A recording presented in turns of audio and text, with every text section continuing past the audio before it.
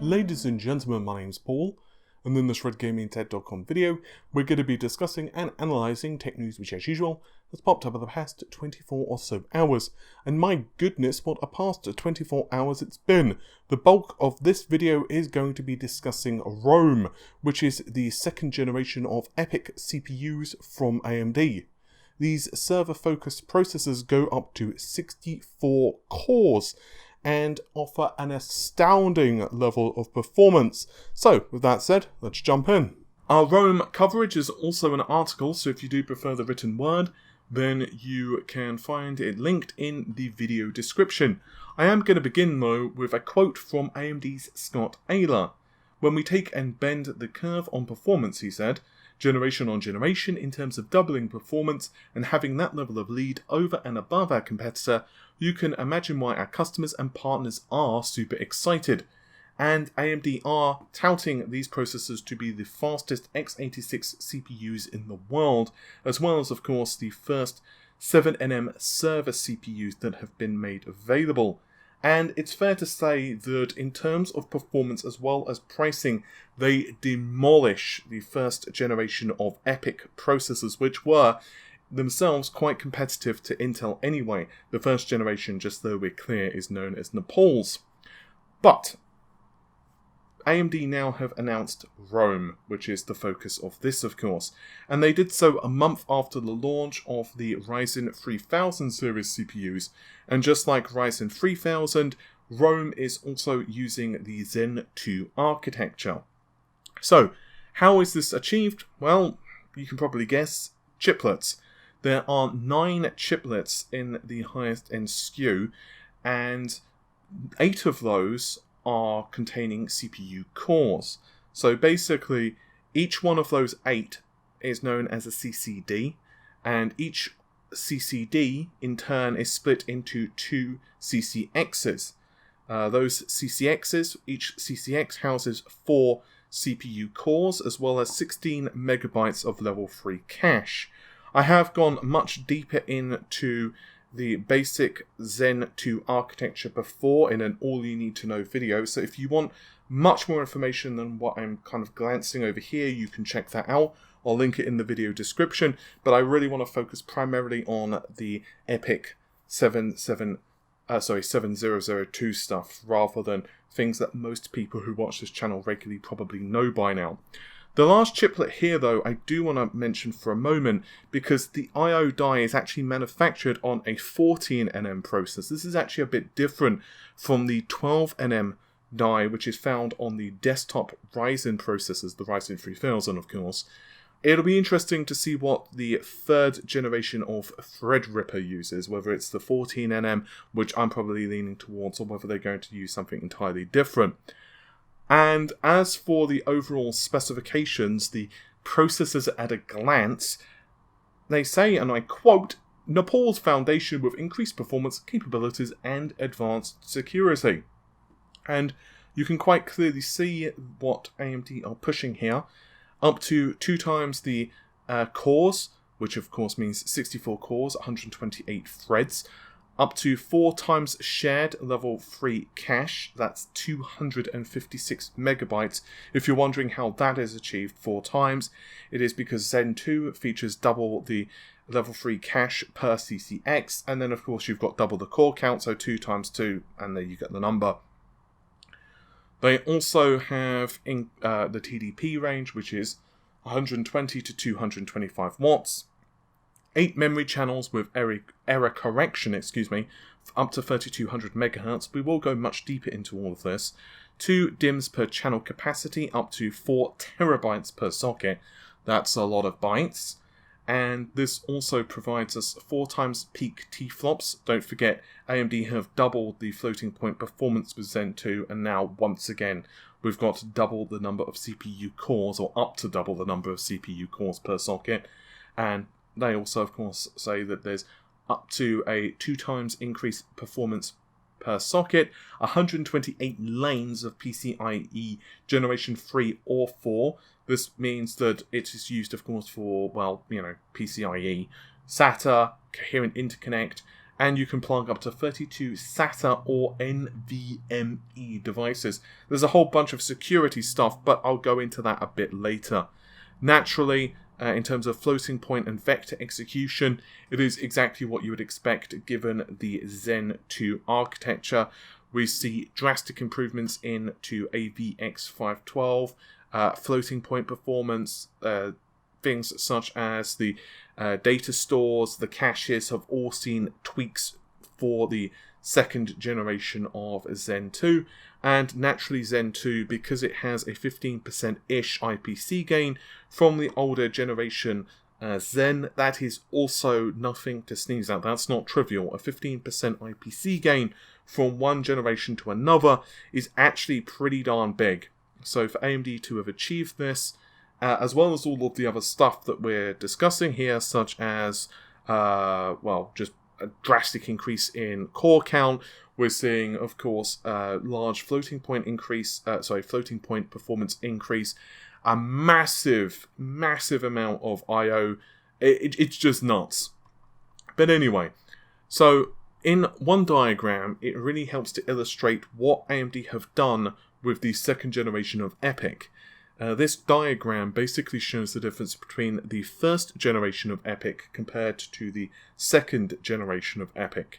So with the first generation, what you basically had is a whole bunch of dies which were connected to one another using Infinity Fabric, which the issues with that, such as latency and other bits and pieces, were well documented. The second generation, though, flips this on its head, and each of the CCDs is in turn connected to the I/O die.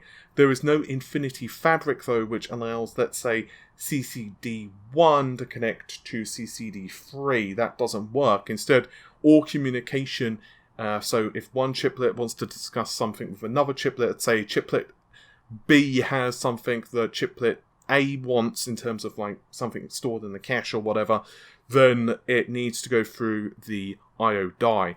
But that also means that the I/O die makes things a lot easier in terms of the manufacturing as well, and it's certainly a lot better in terms of yields than, let's say, going with a monolithic approach. So for a moment, let's get back to bandwidth and connectivity. To give us some context here, Rome has a peak PCIe Generation 4 bandwidth of 512 gigabytes per second.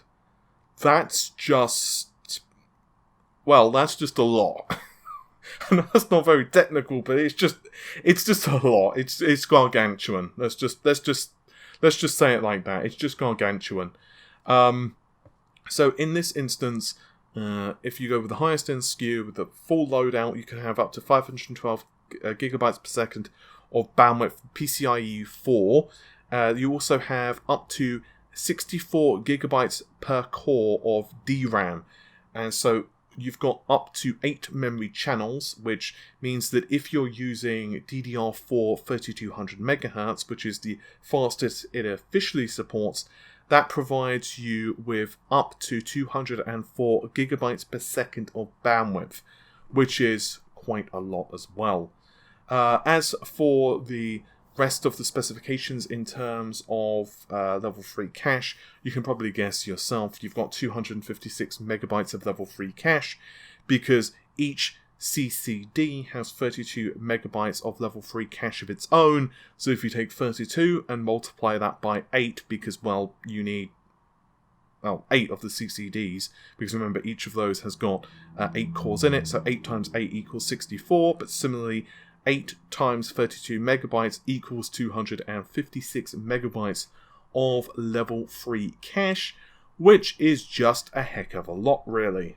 AMD have continued their focus on security, so we have technologies such as secure memory encryption and secure encrypted virtualization, but we also have hardware implementation and optimization for things such as Spectre v2 and Meltdown fixes.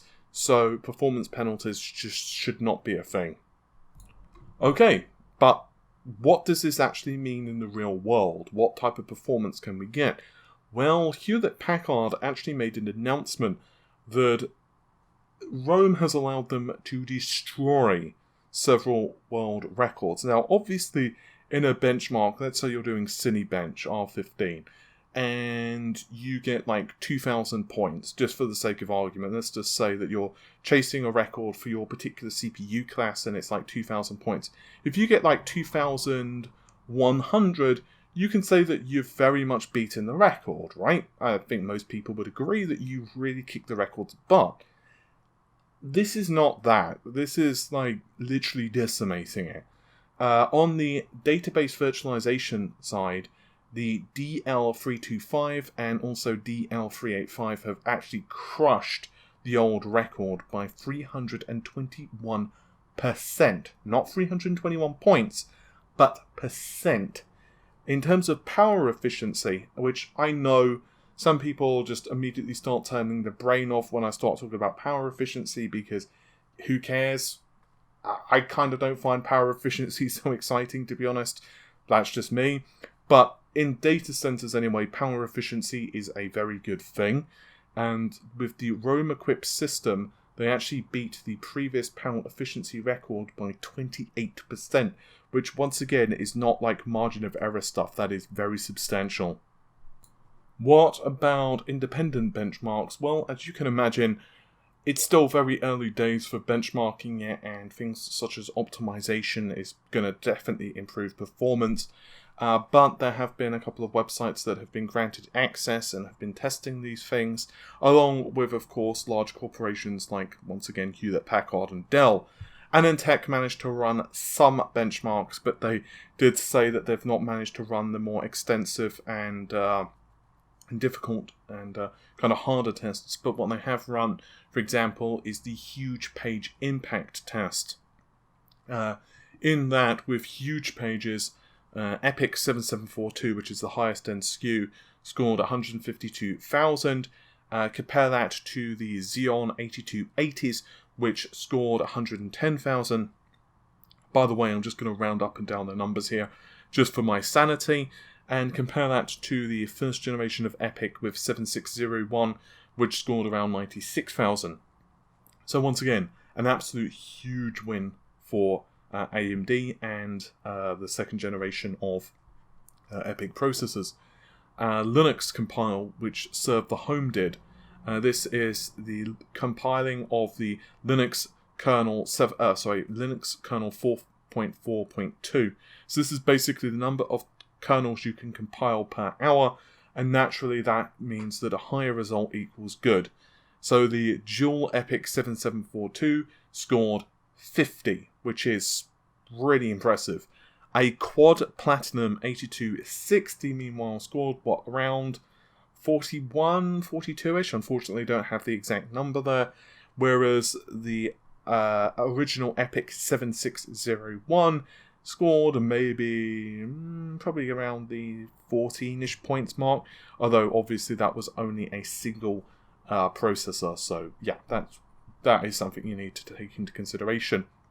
Now bear in mind, the 7742 with its 64 cores, 128 threads, has a base clock of 2.25 GHz but boosts up to 3.4 GHz, although there are a lot of discussions at the moment on boost frequencies that are doing the rounds on like Twitter and social media, so it's going to be interesting to see what conditions the CPU actually hits that higher boost frequency. But to be honest with you, it could run at like 1 megahertz for all I care, as long as the performance is there. Like, clock frequency only matters as far as that particular architecture, and I know I keep saying that, but it's really true.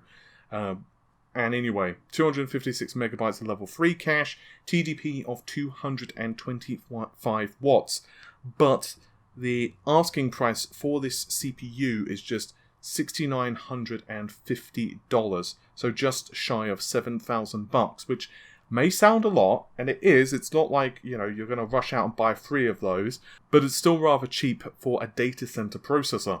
Also, put it this way, in context, these CPUs are pretty cheap. The 7742 is, just under $7,000 US, but the Xeon Platinum 8280 costs $13,000. And the 8280 has only 28 cores, although it does have a higher clock frequency all around. But as we all know, this is just one of those times where clock frequency just can't, in many applications anyway, compete with 64 processor cores.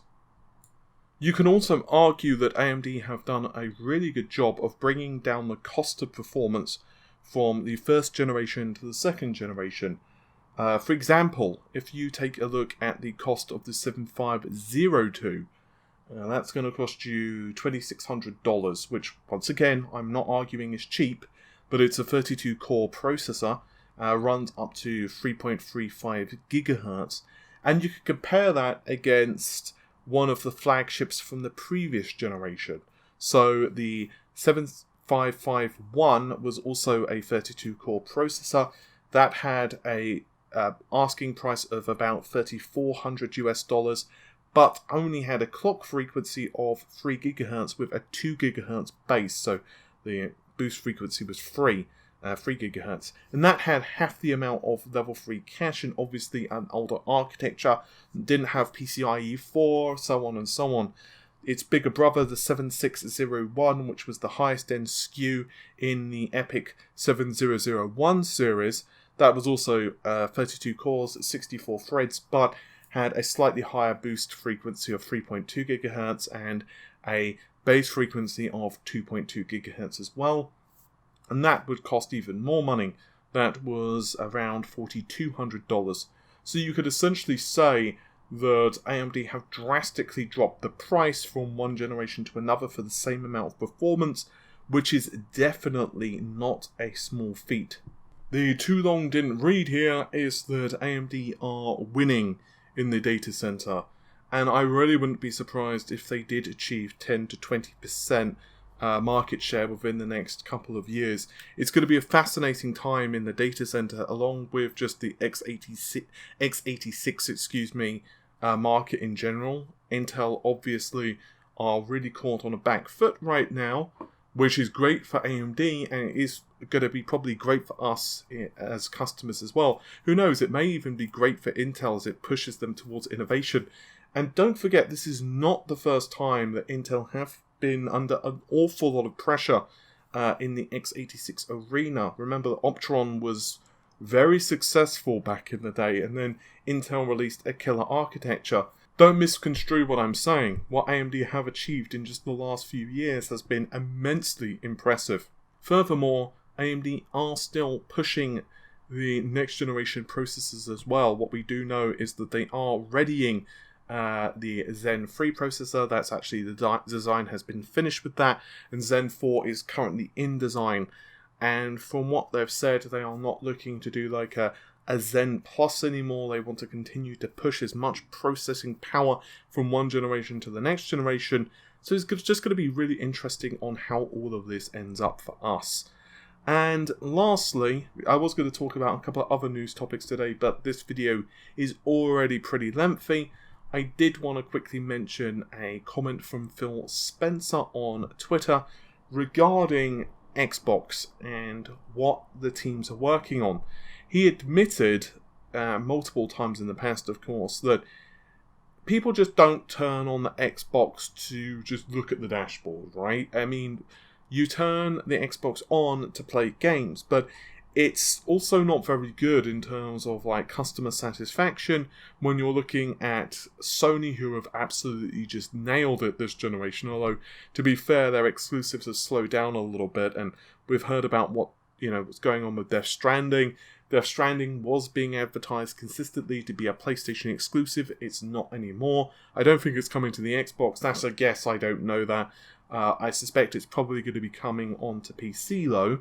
At one point, the Xbox exclusives were really not great, and I think most would agree that Crackdown 3, for example, wasn't what we wanted to see. Although I actually really liked Halo 5, it did have some critics, but I really liked Halo 5, and I also really liked Gears of War 4, and I'm super looking forward to Gears of War 5, or Gears 5, should I say.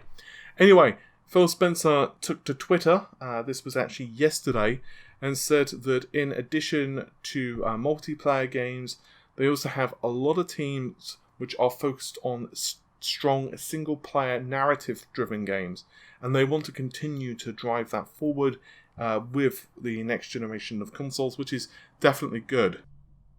With all of that said, hopefully you've enjoyed the video. If you did, then consider subscribing to the channel if you've not already done so, and you can also drop a like on the video if you so desire, because that helps us out a ton.